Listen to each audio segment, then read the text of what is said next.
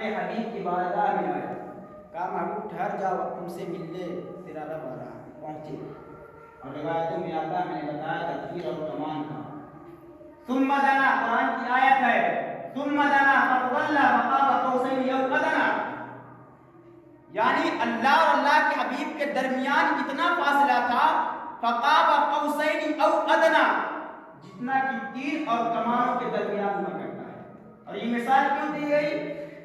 آپ جان لیں، اس کی بھی وضاحت سن لیں کہ عرب کا یہ دستور ہوا کرتا تھا کہ جب کسی مسلمان اور مسلمان میں لڑائی ہوا کرتی تھی اور لوگ صلح کیا کرتے تھے، صلح ہونے کے بعد دونوں وپچ کے لوگ کمان لے کر، تیر اور کمان لے کر آتے تھے اور ادلا بدلی کر لیتے تھے۔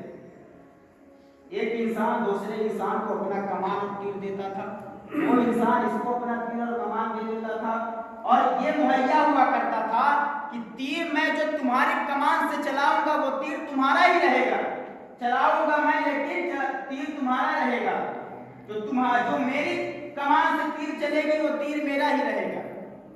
یہ محبت کا اظہار پیش کرتے تھے، چلایا تو ہم نے لیکن تیر اسی کا رہے گا جس کا کمان ہے۔ یہ محبت تو لوگ ملا کرتے تھے، اسی لیے عرب کا یہ دستور تھا۔ اور کیونکہ قرآن عربی میں نازل ہوئی ہے، عرب کی سرزمین پر نازل ہوئی ہے، تو وضاحت یہ کی گئی ہے اس لیے کہ تیر اور کمانوں کے بیچ جتنا فاصلہ رہتا تھا اس سے کم اللہ اور اللہ کے حبیب کے درمیان فاصلہ ہے۔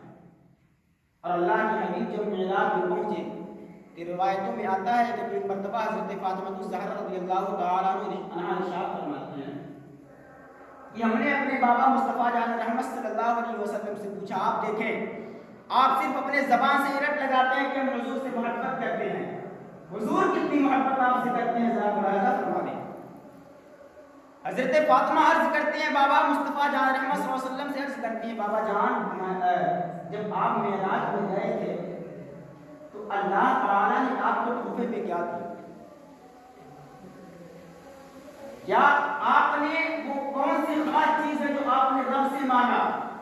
تو اللہ کے حبیب ارشاد فرماتے ہیں، میری بیٹی فاطمہ مجھ سے جب اللہ تعالیٰ یہ فرماتا رہا محمد بولو اپنی زبان سے کہو تمہیں کیا چاہیے، اللہ 70,000 مرتبہ پوچھتا رہا، میں 70,000 مرتبہ یہ بولتا رہا، اللہم ربی حب لی امتی، اے اللہ میرے گنہگار امت کو میرے حوالے کر، میرے گنہگار امت کو بخش دے۔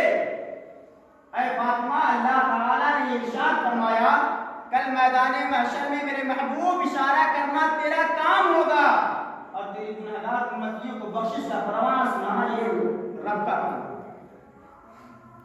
ایسے مقامات پر بھی اللہ کے حبیب نے ہمیں تنہا نہیں چھوڑا، معراج میں بھی اللہ کے حبیب نے ہمیں یاد فرمایا، لیکن آج ہم اور آپ ان کے لیے کیا کر رہے ہیں؟ کچھ نہیں۔ اللہ کے حبیب نے ہمیں سنتوں کا پیغام دیا ہے، لیکن آج ہم سنتوں سے کوسوں دور ہیں۔ اپنے معاشرے کا ہم جائزہ لے لیں تو چہرے سے مسلمان نہیں نظر آتا، لباس سے مسلمان نظر نہیں